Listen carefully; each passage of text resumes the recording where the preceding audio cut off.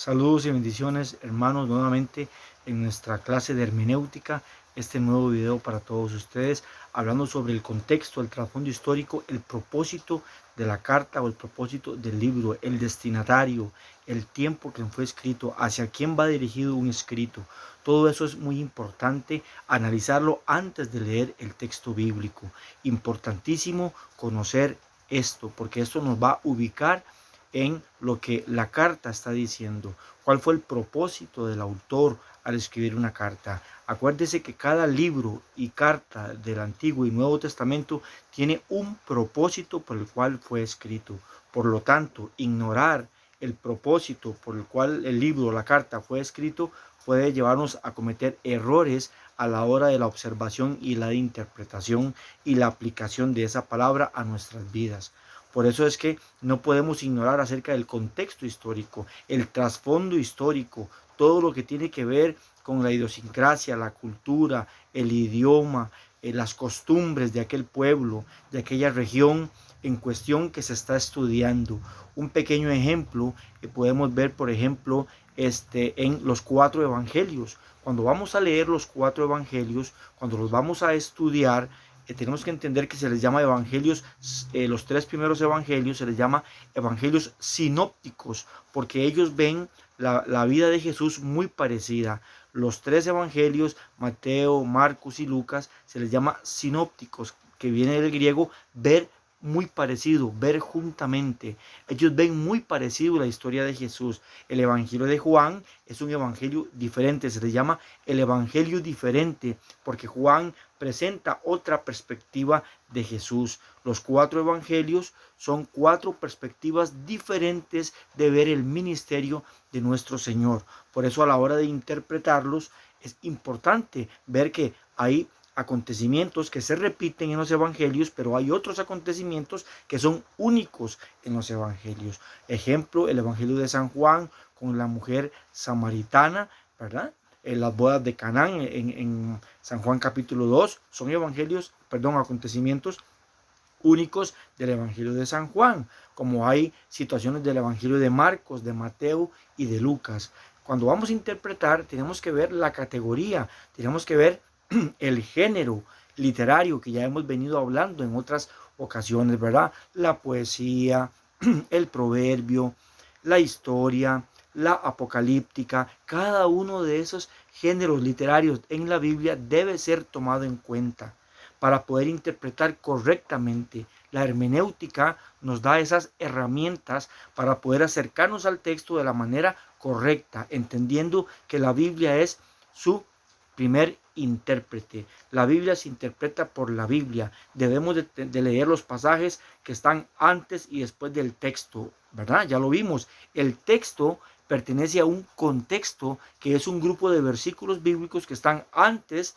de ese texto que estamos leyendo y estudiando y conjunto de textos bíblicos que están después de ese texto bíblico. Eso se llama el contexto textual. Ahí hay un marco, hay una seguidilla de textos bíblicos que deben ser analizados todos en su conjunto para poder sacar la información de un texto o de varios textos bíblicos y darnos cuenta de qué se está hablando.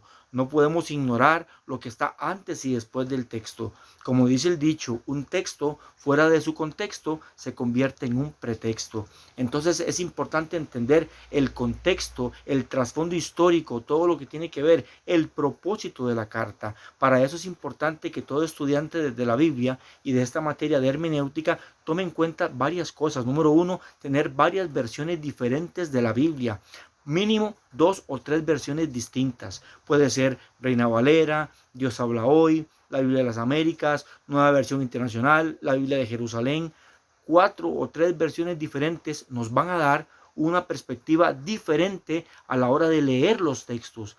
Las diferentes traducciones tienen maneras diferentes, valga la redundancia, de expresar, ¿verdad?, las palabras y en diferentes versiones, vamos a encontrar más claridad de lo que el texto en cuestión está diciendo. También es importantísimo tener un diccionario bíblico. El diccionario bíblico nos va a traer a la luz acerca de las regiones, la historia de algunas palabras, de algunos personajes bíblicos, nos va a dar una historia, nos va a ubicar en el tiempo, nos va a dar una información valiosa a partir de lo que estamos buscando para interpretar bien ese texto bíblico. También es importante tener a veces los comentarios de la Biblia, que nos van a dar una perspectiva más clara, nos van a acercar a veces algunos textos que nos es difícil para entender, ellos nos van a acercar un poquito a darnos claridad en cuanto a algunos temas. Sin embargo, recuérdese que los comentarios son opiniones de hombres que buscan ayudar al lector, pero que al final pues tendrán siempre su opinión y está inclinada en dicho comentario. Entonces los comentarios es lo último que debemos de consultar. Primero debemos de tener nuestro propio criterio en la interpretación, y eso se logra a través de la lectura, ¿verdad?, de la Biblia, o sea, de la observación. Usted tiene que formarse un criterio de lo que usted está estudiando. Posteriormente, quiere comparar ideas, quiere comparar opiniones. Usted puede consultar los comentarios bíblicos, pero siempre después de haber hecho su propio estudio, porque podemos cometer el error de una vez, sin investigar nosotros, sin preguntar nada, irnos directamente a los comentarios, y puede que ese comentario esté prejuiciado con X interpretación bíblica y nos va a meter en un error. Nadie escribe las cosas al propio para meter a las personas en un error. Por eso es que debemos de observar bien, consultar varias versiones, tener Biblias de estudio. Las Biblias de estudio traen al inicio de cada libro el trasfondo histórico, el propósito de cada carta. Y el propósito de cada carta en cuestión o de cada libro de la Biblia nos va a ubicar de ahí en adelante lo que sigue. Nos va a ubicar, nos va a decir: esto estaba pasando, esto ocurrió, la carta fue dirigida a tal persona en tal año, esto es lo que estaba pasando. Y cuando usted ya tiene esa información del libro o la carta, sea Antiguo o Nuevo Testamento, vamos a ir al texto entendiendo ya qué estaba ocurriendo, por qué esa carta fue escrita, qué estaba pasando, quién la escribió, quién es el destinatario, quiénes participan en el relato bíblico. Todo eso nos va a ayudar a tener una mejor comprensión de la palabra de Dios. Entonces la hermenéutica nos lleva a todas estas señales, todas estas líneas de interpretación para que podamos ir al texto correctamente. Ejemplo, cuando leemos la carta a los romanos, inmediatamente tenemos que entrar en el contexto de la carta. ¿Por qué se escribió? ¿Qué quiso Pablo decir? ¿Qué estaba pasando en Roma? Pablo sabía que había una iglesia en Roma que había iniciado desde el día de Pentecostés en Hechos capítulo 2, y sabía que había una comunidad de creyentes que luchaban contra una cultura grecorromana, y Pablo les escribe su deseo de ir a verlos y les habla temas muy doctrinales. Romanos es la carta más doctrinal del Nuevo Testamento. Temas como la predestinación, la salvación, los dones del Espíritu Santo, entre otros, tratan el libro de Romanos. Entonces que es importante entender su contexto para interpretar diversos textos de la Biblia. Ejemplo, Primera de Corintios. Primera de Corintios es una carta que fue escrita para responder preguntas. Al apóstol Pablo le había llegado una carta con preguntas de la iglesia que estaba en Corinto. Ya Pablo había estado pastoreando casi año y medio en Corinto, se había ido a otra región, y entonces le llega una carta al apóstol con preguntas de cómo direccionar la iglesia. Habían algunos desórdenes en cuanto a los dones, desórdenes en cuanto a la cena del Señor, habían preguntas, había un caso de inmoralidad sexual. Entonces la iglesia pregunta al apóstol, y el apóstol Pablo responde a los corintios, donde trata temas, por ejemplo, como el abuso de los dones del Espíritu Santo, la correcta realización de la cena del Señor, la resurrección de los muertos, cómo deben vivir las casadas, cómo deben vivir las mujeres solteras, cómo se debe tratar un caso de inmoralidad sexual, etcétera. Cada carta tiene su trasfondo, su contexto. Segunda de Corintios, por ejemplo, es una defensa del apóstol Pablo a su ministerio. Entonces, cuando leemos estos contextos, ya nos ubicamos en el texto bíblico y vamos a ver con más claridad lo que la Biblia está diciendo. La carta a los Gálatas, por ejemplo, es una carta donde el apóstol Pablo reprende a la iglesia de Galacia porque se deja deslumbrar y se deja guiar por falsos maestros que llegan a decirles que los cristianos gentiles que no son judíos tienen que devolverse a la ley de Moisés, a circuncidarse y a volver a la ley, a observar la ley. Pablo le dice contundentemente que no, que si persisten en la ley de la gracia han caído, y toda la carta trata acerca de lo que es la ley, de lo que es la gracia. Importante entender esos contextos. En la carta a los colosenses, por ejemplo, el apóstol Pablo escribe a la comunidad de Colosas que él nunca visitó. Fue la única iglesia que él no visitó, pero él sabía que hay una iglesia en Colosas que está siendo atacada por una falsa adoración a los ángeles excesiva, también por unas doctrinas como lo es el gnosticismo, el docetismo, y el apóstol Pablo defiende la humanidad y la divinidad de Jesucristo en esa carta. Y así podemos entender por medio del trasfondo histórico y de su contexto, entender lo que dice el texto de la Biblia en cada carta en particular. Ejemplo, primera de Tesalonicenses y segunda de Tesalonicenses, se nos habla acerca de la venida del Señor. Falsos maestros habían llegado a la iglesia en Tesalónica a decir que las personas que ya habían muerto ya no tendrían esperanza para el día de la resurrección de los cuerpos, que es la parte fundamental de la doctrina cristiana.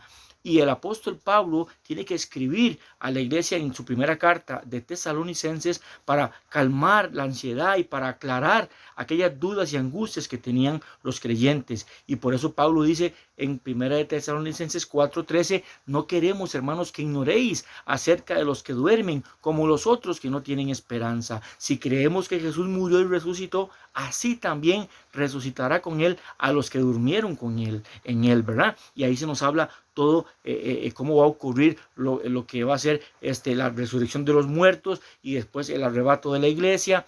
En segunda de Tesalonicenses parece que las cosas no habían quedado muy claras, algunos todavía tenían dudas, y entonces el apóstol Pablo tiene que volver a escribir una segunda carta, que es la segunda carta a los tesalonicenses, hablando de la venida del Señor y también incluyendo acerca de la manifestación del hombre de pecado o el anticristo.